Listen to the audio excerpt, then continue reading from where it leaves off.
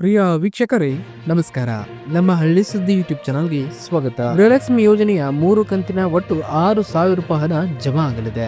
ಹೌದು, ಇದರ ಬಗ್ಗೆ ಸಂಪೂರ್ಣವಾದ ಮಾಹಿತಿಯನ್ನ ಈ ವಿಡಿಯೋದಲ್ಲಿ ತಿಳಿಸಿಕೊಡ್ತಾ ಹೋಗ್ತೀವಿ. ಹಾಗೆ ನಿಮಗೆ ಗೃಹಲಕ್ಷ್ಮಿ ಯೋಜನೆ ಎಷ್ಟು ಕಂತುಗಳು ಜಮಾ ಆಗಿದೆ ಎಂಬುದನ್ನು ನಮ್ಮ ಕಾಮೆಂಟ್ ಬಾಕ್ಸ್ ಅಲ್ಲಿ ತಿಳಿಸಿ. ಹಾಗೆ ನೀವೇ ನಮ್ಮ ಚಾನಲ್ ಅನ್ನ ಸಬ್ಸ್ಕ್ರೈಬ್ ಆಗಿಲ್ಲ ಅಂತಂದ್ರೆ ಈ ಕೂಡಲೇ ಸಬ್ಸ್ಕ್ರೈಬ್ ಆಗಿ, ಹಾಗೆ ಬೆಲ್ ಐಕನ್ ಕ್ಲಿಕ್ ಮಾಡಿ ಆಲ್ ಅಂತ ಸೆಲೆಕ್ಟ್ ಮಾಡಿ.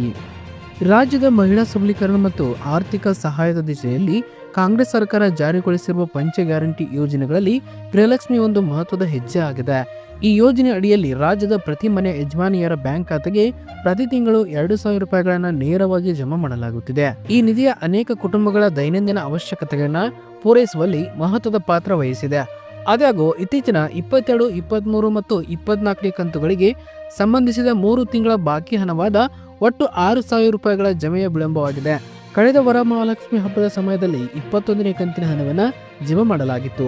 ನಂತರದ 3 ಕಂತುಗಳ ಹಣವನ್ನು ಗಣೇಶ ಚತುರ್ಥಿ ಹಬ್ಬದ ಸಮಯದಲ್ಲಿ ಬಿಡುಗಡೆ ಮಾಡಬಹುದೆಂದು ಅಂದಾಜಿಸಲಾಗಿತ್ತು. ಆದರೆ ಗಣೇಶ ಚತುರ್ಥಿ ಹಬ್ಬ ಆರಂಭವಾಗಿದ್ದರೂ ಬಾಕಿ ಹಣವು ಮಹಿಳೆಯರ ಖಾತೆಗೆ ಜಮಾ ಆಗಿಲ್ಲ.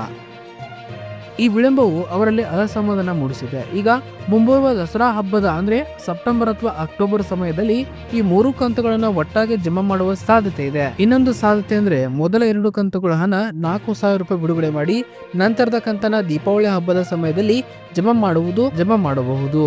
ಈ ಹಣದ ಬಿಡುಗಡೆ ವೇಳಾಪಟ್ಟಿ ನೋಡೋದಾದ್ರೆ ಕೆಲವು ತಕ್ಷಣ 2 ಕಂತುಗಳ ಹಣವಾದರೂ ಬರಬೇಕೆಂದ್ರೆ ಇನ್ನು ಕೆಲವರು ಎಲ್ಲಾ 3 ಕಂತುಗಳನ್ನು ಒಮ್ಮೆಗೆ ಪಡೆಯಲು ಬಯಸುತ್ತಿದ್ದಾರೆ.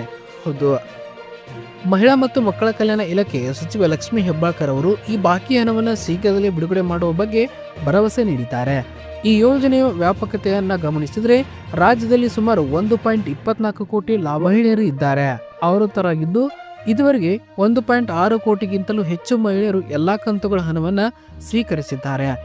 ಈ ಯೋಜನೆ ಹಣಕಾಸು ಪಾಲನೆಯನ್ನು ಪರಿಶೀಲಿಸಿದಾಗ 2023-24 ಆರ್ಥಿಕ ವರ್ಷದಲ್ಲಿ 17,000 ಕೋಟಿ ರೂಪಾಯಿಗಳನ್ನು ವಿಂಗಡಿಸಲಾಗಿತ್ತು ಮತ್ತು ಅದನ್ನೇ ಸಂಪೂರ್ಣವಾಗಿ ವೆಚ್ಚ ಮಾಡಲಾಗಿದೆ. ಇನ್ನು ಒಟ್ಟಾರೆಯಾಗಿ ಗೃಹಲಕ್ಷ್ಮಿ ಯೋಜನೆ ರಾಜ್ಯದ ಮಹಿಳೆಯರ ಆರ್ಥಿಕ ಸ್ವಾತಂತ್ರ್ಯಕ್ಕೆ ನೀಡಿರುವ ಒಂದು ಬಲವಾದ ಭರವಸೆಯಾಗಿದೆ. ಪ್ರಸ್ತುತ 3 ಕಂತುಗಳ ಹಣದ ವಿಳಂಬವು ತಾತ್ಕಾಲಿಕ ಸವಾಲಾಗಿದ್ದು ದಸರಾ ಅಥವಾ ದೀಪಾವಳಿ ಹಬ್ಬದ ಸಮಯದೊಳಗೆ ಬಾಕಿ ಹಣವು ಮಹಿಳೆಯರ ಖಾತೆಗೆ ಬರುವುದೆಂದು ನಿರೀಕ್ಷಿಸಲಾಗಿದೆ.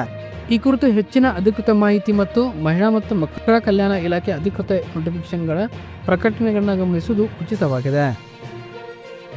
ಧನ್ಯವಾದಗಳು.